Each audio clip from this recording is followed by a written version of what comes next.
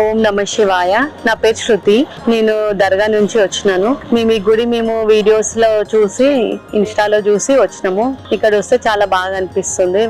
మేము first enter కాగానే శివాలయము, గణేశుడు, అమ్మవారు ఇవన్నీ కనిపించినాయి. మేము ఇక్కడ 12 జ్యోతిర్లింగాలని చూసినాము.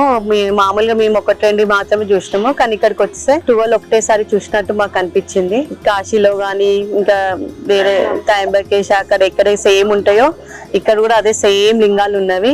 ఇంకా మనకి గుడి బ్యాక్ సైడ్ వచ్చేసే వరకు 12 జ్యోతిర్లింగాలు ఉంటాయి. మనం అక్కడ ఎట్లయినా అభిషేకం చేయలేము, కానీ ఇక్కడైతే మంచిగా వాటర్ తోని మనం అభిషేకం చేయొచ్చు. ఇంకా గుడి ఇక్కడ అంతా చాలా బాగుంది. ఇప్పుడు ఎండాకాలం కాబట్టి కొంచెం మంచి టెంట్లు కింద మ్యాట్స్ అన్ని వేసిండ్రు. ఇక్కడ మనకి ఇబ్బంది లేకుండా మంచి వాటర్ అన్ని బాగానే పెట్టిండ్రు. ఇంకా గుడి లోపలికి వెళ్తే మనకి ఎలాంటి దక్షిణాలు ఇవన్నీ అడగకుండా మంచిగా పంతులు వాళ్ళే మంచిగా మనకి అన్ని అర్చనాలు అవన్నీ చేపించి ఓపికతోని బొట్లు అందరికి మంచిగా పెట్టిండ్రు. చిన్న పిల్లల దగ్గర నుంచి అంత బాగుంది.